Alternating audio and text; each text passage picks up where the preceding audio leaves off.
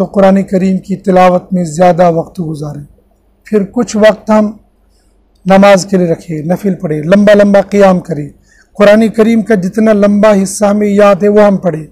अगर हम हाफिज़ नहीं है, बड़ी बड़ी सूरतें याद है, सूरह यासीन है, सूरह रहमान है, सूरह मुल्क है, दीगर सूरतें याद है, तो एक एक रकात के अंदर हम इन सूरतों को पढ़े तो ताकि क़ियाम हमारा लंबा हो जाए। तौबा पढ़े, फिर इस्तिग़फ़ार भी 1 2 3 4 5 जितनी तस्बीह अल्लाह ने मुक़द्दर रखी होगी इतनी तस्बीहात पढ़े, माजी के गुनाहों से भी और आज की रात में भी, कि रात भर जाग कर जो इबादत करने का हक़ था वो मुझसे अदा न हो सका, इस रात भर जागने में जो कमी कोताही हुई होगी तो ये अल्लाह उसको माफ़ कर। कुल मिलाकर ये कि इस रात को, शब क़दर की रात को हमने इबादत में ही गुजारने की कोशिश करनी है।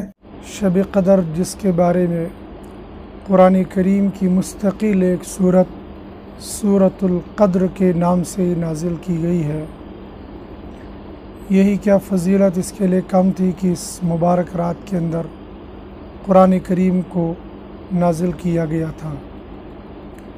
हज़रत नबी करीम सल्लल्लाहु अलैहि वसल्लम के पाक और मुबारक इरशादात इस रात की फ़जीलत के अंदर भी बहुत ज़्यादा आए हैं, लेकिन कौन सी रात होगी इसकी तायीन नहीं है। ख़ुद मुहद्दिसीन के दरमियान इसके बहुत ज़्यादा अक़वाल हैं। उलमाए किराम तरग़ीब देते हैं कि आखिरी अशरे में पूरी रातों में जागा जाए, लेकिन पूरी रातें न सही कम से कम ताक़ रातों में, लेकिन आम तौर पर हमारे यहाँ और हमारे ख़ित्ते के अंदर 27वीं शब को शब क़द्र के नाम से ही याद करते हैं और अवाम और ख़वास के अंदर मशहूर इसी नाम से ये रात है क्या शब क़द्र है। मुमकिन है इस रात में भी शब क़द्र हो सकती है और मुमकिन है कि इसके अलावा रात में भी हो सकती है। बहरहाल रात कब भी हो, जब भी हम रात को जागेंगे, कोई सी भी रात हो, लेकिन ख़ास तौर पर शब क़द्र की रात, और इसी नीयत से हम जागेंगे तो इस रात के अंदर इबादत करने के लिए कोई मखसूस इबादत नहीं है, लाजमी तौर पर कि ये इबादत करनी है, ये नहीं करनी है, ये करनी है। और बहुत सारे लोग ऐसे थे जो बहुत सारी बातें अपनी तरफ से बता देते हैं, या वो किसी बुज़ुर्ग का अपना अमल रहा होगा तो वह अलग बात है, लेकिन मखसूस कि ये 2 रकातें पढ़नी है, इसमें ये सूरतें पढ़नी है, या 4 रकातें पढ़नी है, इसमें ये सूरतें इतनी बार पढ़नी है, इस तरह की कोई बात हदीस के अंदर नहीं आती है। हमें इबादत करनी है तो इबादत करने के लिए हम कुरान करीम की तिलावत करें, चूँकि इस रात को ज़्यादा मुनासबत है कुरान करीम के साथ, लिहाजा अपनी रात का अक्सर हिस्सा कुरान करीम की तिलावत में गुजारें। जैसा कि बहुत सारी मसाजिद के अंदर शब क़द्र की रात में कोई लंबी क़िरात की जाती है, लंबी तरावी पढ़ाई जाती है, ज़्यादा कुरान पढ़ाया जाता है, बहुत अच्छी बात है। और अगर इसके अलावा इनफरादी तौर पर जब हमें इबादत करनी है तो कुरान करीम की तिलावत में ज़्यादा वक्त गुजारें। फिर कुछ वक्त हम नमाज के लिए रखें, नफिल पढ़े, लंबा लंबा क़ियाम करें। कुरान करीम का जितना लंबा हिस्सा हमें याद है वो हम पढ़ें।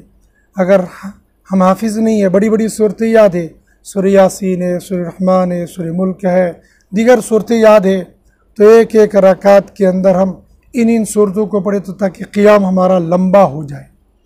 इसी तरीके से दुआ में अपना वक्त गुजार दें, और कुछ वक्त हम इस्तिग़फ़ार पढ़ने में गुजार दें, और कुछ वक्त दुरूद शरीफ पढ़ने में गुजार दें।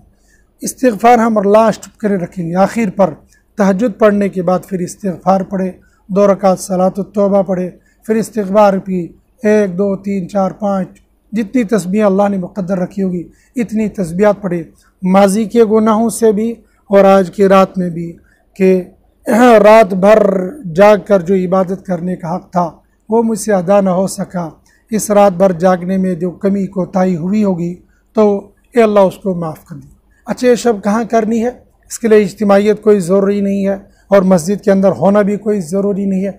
ये बंदा मस्जिद में भी कर सकता है, घर के अंदर भी ये शब कर सकता है, लेकिन अक्सर लोग मस्जिद को तरजीह इसलिए देते हैं, शायद इसलिए कि घर में जाने के बाद बंदा फितरी तौर पर घर के काम में, खाने पीने में, बातों में, बाल बच्चों में तो वक्त ज़ाया होने का अंदेशा होता है। या चूँकि घर के माहौल में और मस्जिद के माहौल में बड़ा फ़र्क है। मस्जिद का माहौल एक नूरानी माहौल है, यहाँ पर इबादत करने का ख़ुद ब खुद शौक़ पैदा हो जाता है। और घर में हो सकता है घर वाले किसी उज़्र की वजह से सो रहे होंगे, वो इबादत न कर पा रहे होंगे, तो वो माहौल का असर पड़ जाएगा, इबादत न कर पाएगा।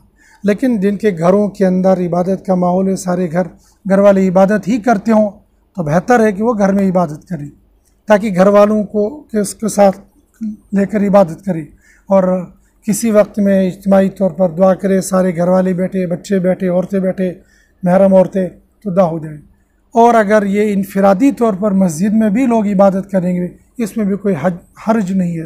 अलबत्ता इज्तिमाई इबादत इसमें कोई नहीं है, न मस्जिद में और न मस्जिद से बाहर घर में। इज्तिमाई दुआ बस इसलिए की जाती है ताकि कुछ नेक लोग होंगे, उनकी ईमान आमीन हो जाए, और घर में दुआ कर रहे होंगे, मासूम बच्चे हाथ उठा रहे होंगे, उनकी दुआ के साथ हमारी दुआ मिल जाएगी, तो अल्लाह की यहाँ दुआ कबूल होने के ज़्यादा इम्कान है। और इस रात में बाज़ लोग तहज्जुद की नमाज़ जमात के साथ पढ़ते, इसका कोई सबूत नहीं है। लिहाजा तहज्जुद की नमाज़ भी जमात के साथ नहीं पढ़नी है। इबादत हम घर में करें या मस्जिद में करें, जहाँ पर भी करेंगे, इनफरादी तौर पर जो बातें बताई है ये या इससे भी और दीगर इबादत, कुल मिलाकर ये कि इस रात को, शब क़द्र की रात को हमने इबादत में ही गुजारने की कोशिश करनी है। लग़्व और लायानी बातों से अपने आप को बचाना, दूसरों को बचाना है। अल्लाह पाक हमें ऐसी रातों की कदर करने की तौफ़ीक़ नसीब फरमाए। व आखिरु दावाना अनिल हम्दुलिल्लाहि रब्बिल आलमीन।